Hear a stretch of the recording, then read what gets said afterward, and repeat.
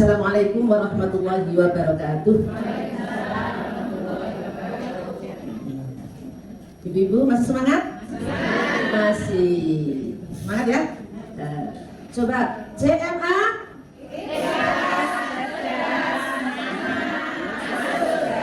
Luar biasa. Untuk materi kedua ini dengan judul Strategi Menjadi Muslimah Produktif.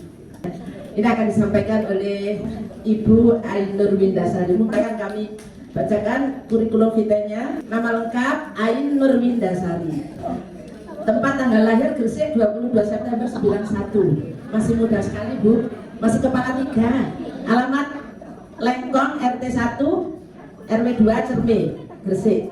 Status menikah, agama Islam, nomor HP 083111517552 ya. Kemudian alamat email ainurs ainurws115@gmail.com ya. Pekerjaan sebagai guru di SMP Muhammadiyah 12 GKB. Hobi membuat konten dan menulis. Tulisannya sudah luar biasa ya di PWMU. Kemudian motonya apa? Belajarlah agar bermanfaat. Nah, ini salah satu aktivitas kita hari ini adalah belajar untuk memberdayakan diri, menjadikan diri kita bermanfaat. Ya. Kemudian riwayat pendidikan SD, kayaknya SD-nya nggak Muhammadiyah deh. SD Nurul Huda Rengkong, kemudian SMP SMA Muhammadiyah, SMP Muhammadiyah 7 Cerme, SMA Muhammadiyah 8 Gresik. Ya, kemudian S1-nya dari Universitas Ahmad Dahlan Yogyakarta, jurusan tafsir hadis, dan dia juga kuliah di PUTM PP Muhammadiyah Yogyakarta. Ini kader tarjih, ya, kader tarjih. Kemudian S2-nya beliau peroleh dari International Islamic University of Malaysia, prodi Quran Sunnah. Luar biasa Bunda ya. Kemudian organisasi aktif di organisasi saat ini beliau sebagai sekretaris Majelis Tabligh dan Ketarjihan PDA Kabupaten Gresik. Kemudian anggota Majelis Tarjih dan Tajdid PDM Gresik dan menjadi anggota Lembaga Dakwah Komunitas Pimpinan Pusat Muhammadiyah tahun 2022-2027. Ya, itulah CV beliau ya, orang yang luar biasa. Monggo kita dengarkan pemaparannya tentang strategi menjadi muslimah produktif. Untuk itu kepada Bu Ain, monggo dipersilakan. Assalamualaikum warahmatullahi wabarakatuh. Innalillahi nahmaduhu wa nasta'inuhu wa nastaghfiruh wa na'udzu billahi min shururi anfusina wa min sayyi'ati a'malina may yahdihillahu fala mudilla lahu wa may yudlil fala hadiya lahu. Asyhadu an la ilaha illallah wahdahu la syarika lahu wa asyhadu anna Muhammadan 'abduhu wa rasuluh la nabiyya ba'dahu. Rabbi shrah li sadri wa yassir li amri wahlul 'uqdatam min lisani yafqahu qawli. Yang kami hormati Ibu dari NTK PDA Gresik, Ibu-ibu dari NTK maupun CMA cabang se-Kabupaten Gresik, yang mudah-mudahan kita semua selalu dirahmati oleh Allah Subhanahu wa taala. Marilah kita bersyukur meskipun kita sudah agak lelah ya, sudah jam kesekian. Masih semangat ya, alhamdulillah. Kalau Ibu-ibu, ini materinya adalah dari Jawa Timur, dari pimpinan wilayah Aisyah Jawa Timur, dari kegiatan GPM, Gerakan Perempuan Mengaji, yang dilaksanakan Agustus lalu. Nah, mungkin barangkali ada yang belum berkesempatan ikut atau belum sempat membaca PPT-nya. Di sini saya sampaikan, tapi saya tadi mencoba meringkasnya. Yang awalnya PPT-nya itu sekitar 30 slide, saya ringkas menjadi 19 slide. Kemudian saya edit sedikit begitu. Nah, jadi mungkin ada yang sudah pernah melihat PPT ini. Ya, nanti saya nggak akan menyampaikan banyak, nanti kita juga share PPT ini ke cabang-cabang. Baik Ibu, ini intinya adalah bagaimana menjadi muslimah yang produktif dengan perspektifnya Aisyah ya, Muhammadiyah.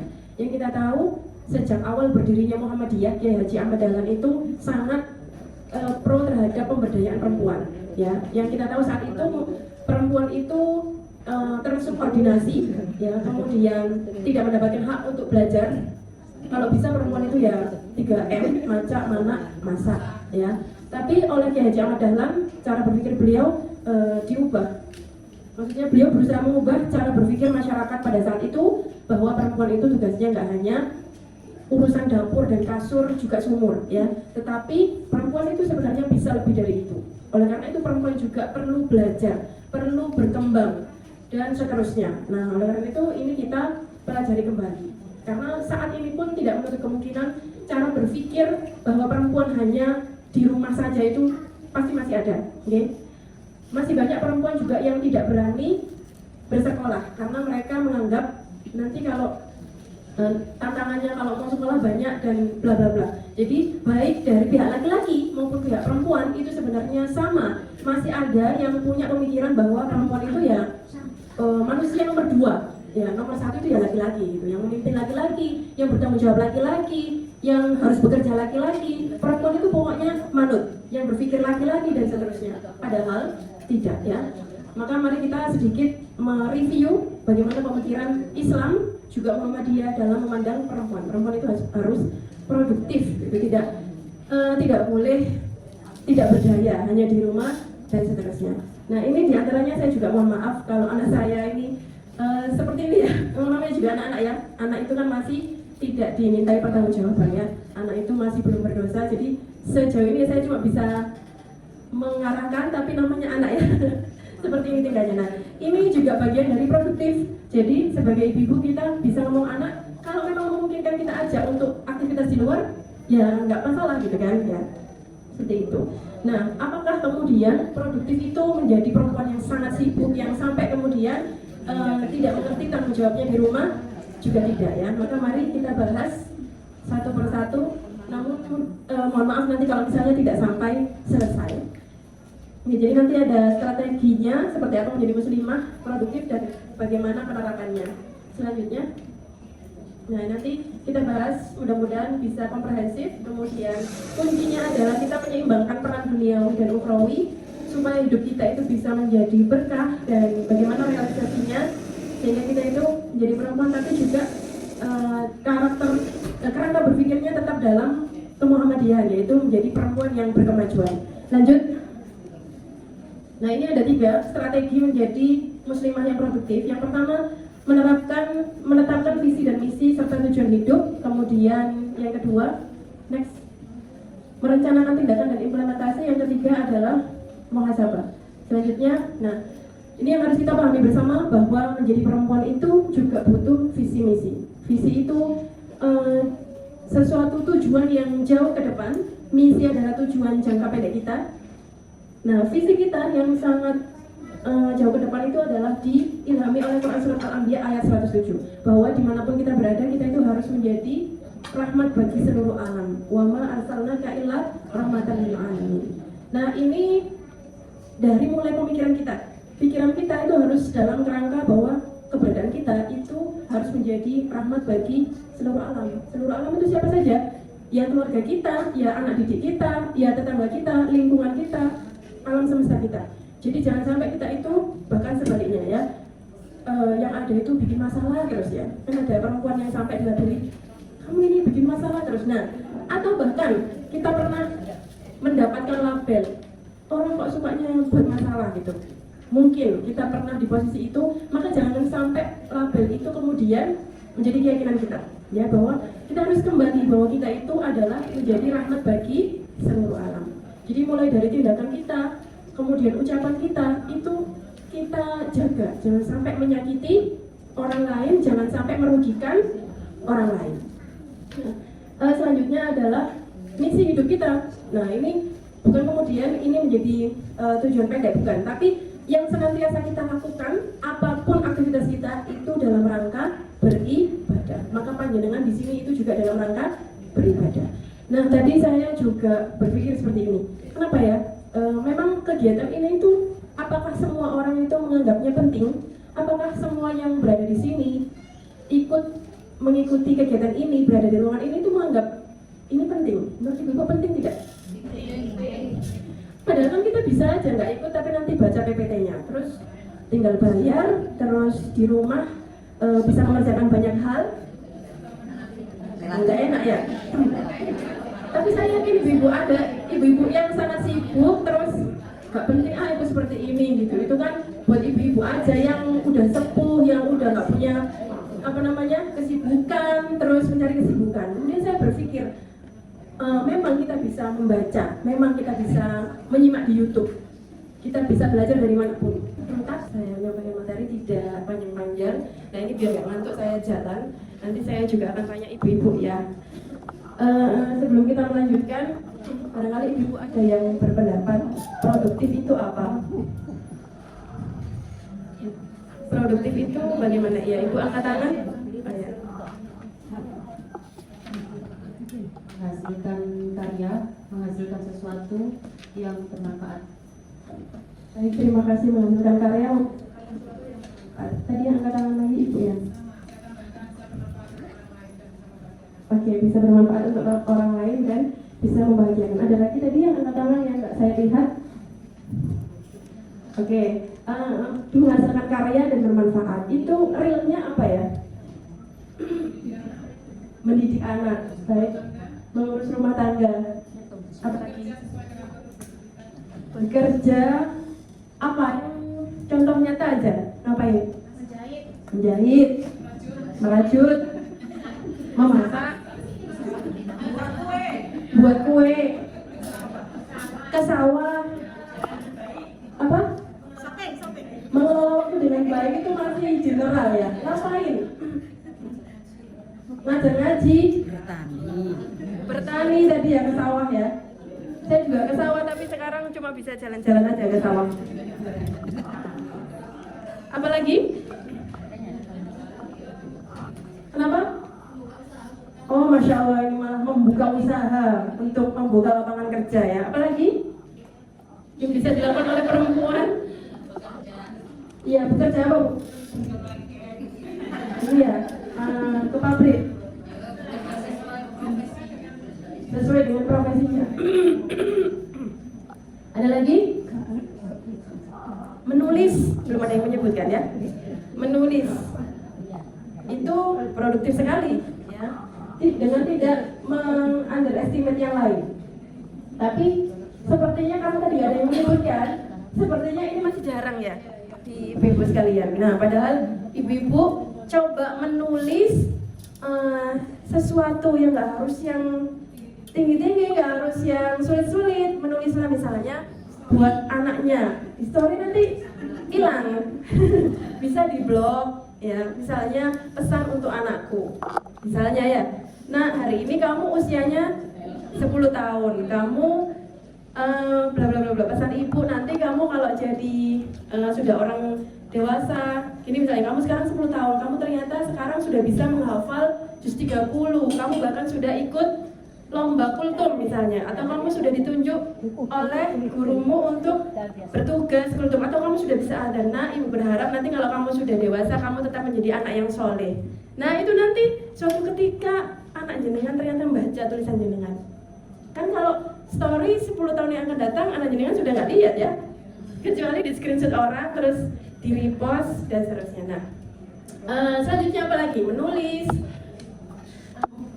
Ini ibu ada yang buat konten ya. Ini nanti juga berapa tahun yang akan datang bisa dilihat lagi gitu ya.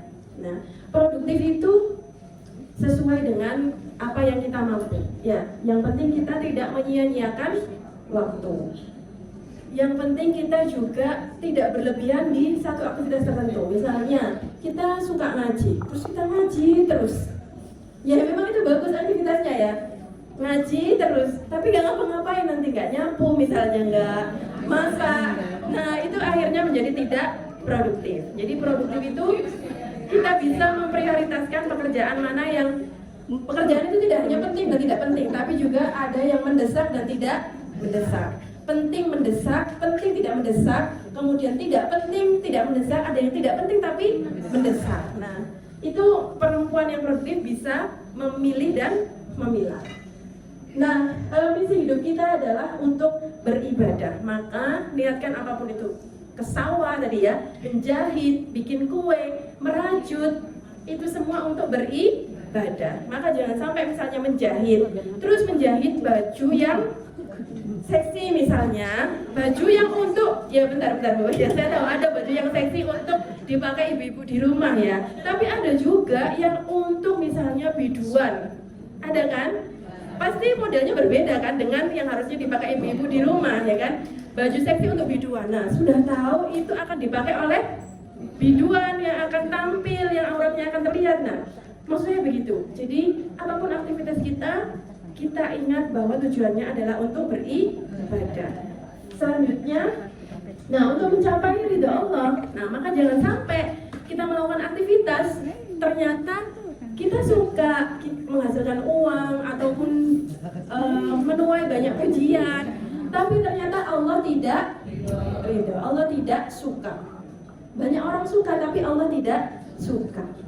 Misalnya, ya mohon maaf bukan berarti saya kemudian anti banget, memang anti banget sih kan di Muhammadiyah juga sudah ada fatwa haram rokok. Ya, kemudian kita pekerjaannya adalah misalnya ya, jual rokok atau produksi rokok ya. Memang banyak yang suka, tapi kira-kira Allah suka tidak? Begitu ya. Itu kembali ke diri kita masing-masing karena meskipun Muhammadiyah mengharamkan ya rokok, mengeluarkan fatwa rokok, pada kenyataannya masih banyak orang-orang Muhammadiyah yang ahli hisab ya. Iya, begitu. Jadi ya kita kembalikan ke niat kita ya, bahwa kita itu bekerja menjadi muslimah yang produktif adalah untuk beribadah dan mencari ridhonya Allah. Nah, termasuk ini ya ibu-ibu, saya juga mungkin ibu-ibu ada yang tidak sependapat dengan saya. Jadi saya itu termasuk orang yang nggak suka memaksakan untuk berorganisasi jika memang tidak memungkinkan. Saya bahkan beberapa kali izin ke Bu Nur, saya juga bahkan untuk pekan depan itu izin ke Bu Ini melalui surat saya tidak bisa ikut kegiatan rakerpim. Karena begini ibu-ibu, ada yang harus kita seimbangkan antara kehidupan di rumah, di pekerjaan dan di organisasi.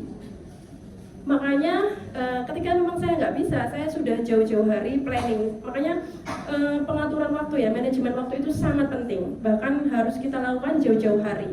Misalnya kita nggak bisa ikut organisasi ya, nggak bisa juga kita kemudian mendadak bilang nggak bisa padahal awalnya bilang bisa. Maka ketika saya nggak bisa ikut, saya sudah mengatur waktu itu, misalnya dalam 1 bulan. Saya misalnya sejak Agustus itu sudah punya reng-rengan agenda di bulan September. Di weekend terutama itu kan waktu yang fleksibel ya. Kalau di weekday itu kan waktunya memang kerja, ngajar di kantor dan seterusnya. Nah untuk Sabtu Minggu itu saya planning, misalnya tanggal sekian itu adalah waktu untuk di organisasi. Minggu kedua waktu untuk keluarga. Minggu ketiga misalnya nanti untuk ke rumah saudara misalnya. Jadi itu saya ketika izin itu jelas karena mohon maaf pekan depannya saya nggak bisa sama keluarga karena saya ada kegiatan misalnya tugas sekolah atau saya harus mengantar anak saya atau mendampingi anak saya dan seterusnya. Itu harus kita prioritaskan dan harus kita manage dengan baik. Kuncinya adalah pada niat kita, niatkan waktu tenaga kita itu untuk mencari ridha Allah. Dan kalau misalnya kita capek, yakinlah capek kita itu cuma sebentar. Capek kita cuma sebentar. Dan saya itu selalu mengafirmasi diri saya tidak harus saya nggak harus punya cita-cita umur panjang dan sekian, harus umur sekian dan sekian. Saya nggak harus meninggal di mana atau saya itu harus meninggalnya sudah selesai semua urusan. Tapi saya itu selalu berkeyakinan kalau Allah Subhanahu Wa Taala sudah memanggil saya, berarti urusan saya sudah selesai. Berarti sudah waktunya saya beristirahat. Maka di dunia ini memang waktunya bukan waktunya istirahat. Ada istirahat yang kita sebut tidur dan seterusnya. Tapi kita harus terus punya semangat. Kita harus terus produktif. Nanti ketika kita sudah dipanggil Allah, itu sudah waktunya istirahat. Dan saya selalu berdoa, kalau Engkau panggil aku ya Allah, semoga Engkau jaga keluargaku, Engkau selesaikan urusanku. Jika aku punya hutang, entah gimana caranya Engkau melunasi hutangku. Pokoknya ketika aku sudah meninggal, berapapun usiaku, tolong itu sudah waktuku istirahat. Jadi sekarang kita maksimalkan, selama kita masih bisa bergerak, hidup, bermanfaat untuk orang lain, kita lakukan yang terbaik. Mudah-mudahan Allah SWT memberikan kita kekuatan dan kesabaran. La haula wala quwwata illa billah. Itu saja yang bisa saya sampaikan. Mohon maaf, PPT-nya nanti insya Allah kita share. Saya lebih tertarik ibu-ibu yang mau cerita barangkali. Terima kasih. Assalamualaikum warahmatullahi wabarakatuh. Kita beri aplaus yang meriah untuk Ibu Ain, ya. Luar biasa, singkat, padat. Masih ada yang ganjel nggak? Masih ada yang kitik-kitik?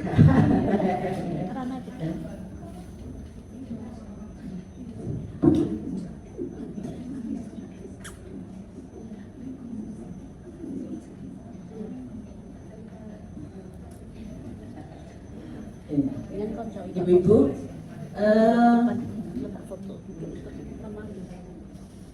masih ada nggak yang perlu disampaikan? Atau ditanya, ada yang tanya bagaimana Bu Ain? Dibatasi Bu ya? Oke, 2 dulu 2, 1 2, oke, monggo dipersilakan. Begini Bu Ain, cara pandang perempuan zaman dulu dengan zaman sekarang itu kan berbeda ya. Kalau orang zaman dulu mungkin dia rela mengeluarkan biaya banyak untuk mensekolahkan anaknya sampai tingkat tinggi, berharap anaknya itu bisa menjadi orang, bisa bekerja, bisa membantu orang tuanya. Nah, ketika si anak ini sudah lulus dan tidak bisa mencapai apa yang diinginkan orang tuanya, si ibu akan bilang, ya Allah nak, ibu ke bapak ini metu duwe akeh, bonus akeh, saiki awakmu wis lulus, aku gak gelem kerja iki piye gitu. Itu mungkin pemikiran perempuan zaman dahulu gitu ya. Ketika kita masuk ke zaman yang sudah modern, zaman yang kita sekarang ini, mungkin tanpa orang tua memberikan motivasi seperti itu, si anak sudah terbayangkan. Ketika sebelum lulus saya akan begini, menyusun schedule dan sebagainya. Tapi kenyataannya zaman sekarang ini perempuan itu kayaknya karena terpengaruh dengan sosial media yang begitu pesat, perkembangan digital yang begitu sangat cepat, membuat pesimis dari si perempuan itu kayaknya kurang kuat kalau menurut saya. Istilahnya generasi strawberry gitu ya, mudah lembek seperti strawberry, kalau keinjek dikit dia sudah pengen, kurang kuat gitu. Nah, bagaimana cara memberikan motivasi kepada anak-anak zaman sekarang ini bahwasanya kamu boleh bercita-cita setinggi mungkin, tapi ketika suatu saat Allah menakdirkan kamu dengan kondisi yang diberikan oleh Allah tidak sesuai dengan yang kamu impikan, kamu harus kuat, harus terima apa yang ditakdirkan oleh Allah itu. Terima kasih. Assalamualaikum warahmatullahi wabarakatuh. Terima kasih atas waktunya. Sebelumnya perkenalkan diri, nama saya Indri Sofia, saya dari Asia Panjang. Ya. Ada satu pertanyaan tadi ini bukan pertanyaan istilahnya bukan dari saya pribadi, tapi ini pertanyaan beberapa gini. Saya itu kan punya binaan gitu ya, masih stakin di beberapa desa atau beberapa kecamatan gitu. Nah, berkaitan dengan muslimah produktif, seringkali misalnya kita ajak kegiatan apa dan itu jawabannya seringkali itu suami tidak mendukung gitu. Nah, itu solusinya bagaimana? Nah, kalau saya pribadi, karena saya dari usia sekolah itu sudah aktif di organisasi ya, waktu itu di SMA itu di IRN, terus ketika mahasiswa itu saya aktif dan di pecinta alam juga, dan sampai sekarang juga saya itu masuk di organisasi pecinta alam yang 3 bulan sekali itu mendaki. Dan hari ini seharusnya saya jadwalnya mendaki, saya mengundurkan diri, nggak bisa untuk hari ini karena ikut acara ini. Kalau saya itu mensiasati begini, sebelum saya menikah itu saya ada perjanjian pranikah bahwa saya itu aktif di organisasi, saya suka dengan kegiatan ini. Jadi kalau istilahnya menerima saya ya harus mau menerima dengan konsekuensi saya aktif di organisasi. Jadi ketika sudah menjadi suami istri dan saya ada acara di organisasi, itu sifatnya tidak minta izin tetapi memberitahu gitu. Nah, iya, sifatnya memberitahu, tidak meminta izin karena sudah ada kesepakatan pranikah. Iya. Dan alhamdulillah suami saya mensupport, bahkan ketika acara ini diambil, diambilin, kalau selesai gitu. Jadi yang saya tanyakan itu tadi untuk yang punya permasalahan seperti itu gitu. Alasannya karena suami tidak sempurna. Itu solusinya bagaimana agar tidak terjadi gesekan antara suami dan istri ternyata mau aktif di organisasi. Oke, baik. Yang pertama tadi, gimana caranya menasihati generasi Gen Z ya? Ya mereka itu kadang motivasinya luar biasa, tapi kadang kalau down ya down banget gitu. Nah, menurut saya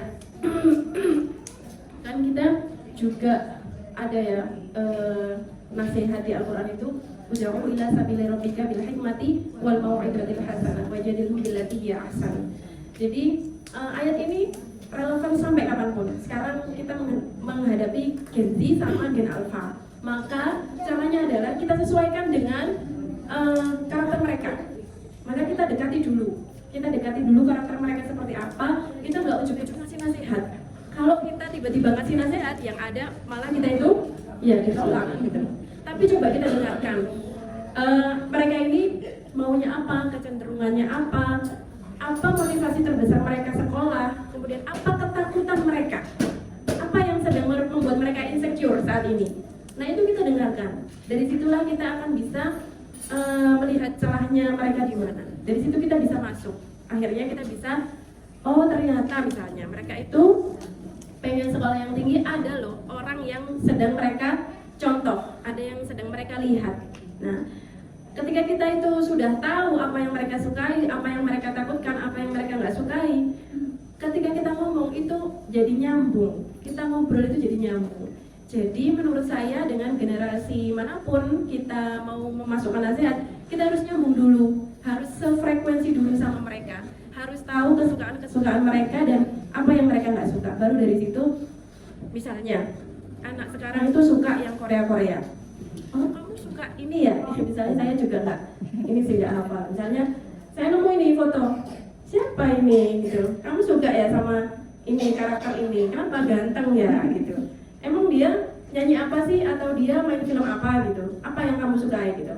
Terus habis itu saya baru masuk, kamu tahu nggak mereka ini agamanya apa gitu? Kenapa kok fotonya sampai kamu koleksi, sampai kamu simpen, sampai di dompet, seperti apa sih gitu? Terus kira-kira ini ya, kira-kira kalau mereka meninggal ini, kira-kira itu alam kuburnya kayak gimana ya gitu? Kira-kira nanti kalau habis hari kiamat kamu ketemu nggak sama dia gitu? Ya seperti itu. Jadi awalnya diajak ngobrol dulu, tanya-tanya dulu, baru ngasih nasihatnya juga nggak langsung kamu nggak boleh nggak, tapi nanya aja kira-kira ya. Bukan cuma nanya sih gitu, kira-kira kamu bakal ketemu dia nggak di dunia maupun di akhirat gitu. Di dunia mungkin nggak sih ketemu gitu, dan seterusnya gitu. Ya tentu saja dengan berdoa juga, karena yang membuka hati itu adalah Allah Subhanahu Wa Taala. Ya ini mic-nya ini. Nah pertanyaan yang kedua. Saya sebelum menjawab pertanyaan, saya ingin mengatakan bahwa tidak semua orang seberuntung jenengan yang suaminya mau mengantar sampai menunggui, dan bahkan mungkin dia nggak beruntung itu jauh lebih banyak daripada yang beruntung. Kita menikah dengan orang yang sevisi misi, kemudian sampai benar-benar menikah beneran, itu sulit ya. Tidak semua orang seberuntung Bu Sofia nih. Nah, saya tidak mau curhat di sini, tapi yang pasti perempuan di sana itu positif thinking lah, mereka juga pengen seperti kita, tapi nggak memungkinkan gitu loh. Atau mungkin sekarang mereka suaminya masih belum mengizinkan, suatu saat ternyata suaminya mengizinkan. Kita nggak tahu hidayah itu datangnya dari mana. Nggak hanya mengizinkan, tapi juga support luar biasa. Ya kalau saya ya, ini namanya juga pendapat ya. Kalau saya, misalnya suami saya nggak mengizinkan, benar-benar nggak mengizinkan yang kamu nggak boleh aktif di organisasi, ya saya akan manut. Ya buat apa? Aktif di luar kalau itu ternyata menimbulkan gesekan setiap saat. Kan makan hati ya, itu capek gitu. Ridha Allah nggak dapat, capek iya gitu. Jadi kalau misalnya suami memang nggak mengizinkan, ya udah, itu juga ibadah. Mentaati suami itu juga ibadah. Tapi komunikasi itu tetap penting. Siapa tahu suami itu nggak paham yang kita lakukan di luar, gitu. Pahamkan bahwa tujuan kita di luar untuk ikut seperti ini nggak lain adalah mencari ridhonya Allah, gitu. Coba bayangkan kalau nggak ada organisasi perempuan seperti ini, yang ada pengajian bapak-bapak, gitu. Nggak ada yang memikirkan kesehatan reproduksi perempuan, bagaimana perempuan bisa mengutarakan pendapat. Nggak ada perkumpulan seperti ini. Kira-kira mau jadi apa yang mau membangkitkan peradaban Islam ini kayak gitu. Jadi barangkali mereka belum paham. Jadi komunikasi itu sangat penting. Kembalikan niat kita bahwa kita itu nggak mencari apa-apa kecuali ridhonya Allah, pengen belajar, pengen mendekatkan diri kepada Allah, dan bahkan tunjukkan perilaku kita setelah mengikuti ini itu lebih baik daripada tidak mengikuti kajian seperti ini. Uang mengikuti kajian seperti ini aja kelakuan kita masih kayak gini, apalagi nggak ikut pengajian, gitu. Ya beruntunglah yang suaminya mengizinkan bahkan mendukung. Ada yang mungkin mengizinkan tapi ya nggak mendukung. Ya oke, silakan gitu, tapi dalam hatinya masih berat. Oke, silakan, tapi wajahnya masih merenggut. Saya yakin ibu-ibu di sini ada yang mengalami itu. Itu adalah perjuangan yang luar biasa. Ya, ibu-ibu tetap semangat tapi juga jangan keras hati. Aku yakin yang aku lakukan ini benar. Jadi meskipun suamiku melarang, aku akan tetap melakukan. Jangan, ya. Komunikasikan dengan baik. Maunya suami apa, ya, dan sampaikan dengan baik manfaat dengan ikut kegiatan Aisyah itu apa. Mungkin itu yang bisa saya sampaikan. Mohon maaf jika ada salah kata. Saya akhiri jam 12 pas. Mari kita sholat, kita sepakat ini. Karena kasihan juga ibu-ibu yang sudah minta izin, sudah diizinkan ternyata molor. Okay? Kita akhiri dengan hamdalah dan doa kepada majelis. Alhamdulillahirabbil alamin. Subhanakallahumma wa bihamdik asyhadu an la ilaha illa anta astaghfiruka wa atubu ilaik. Assalamualaikum warahmatullahi wabarakatuh.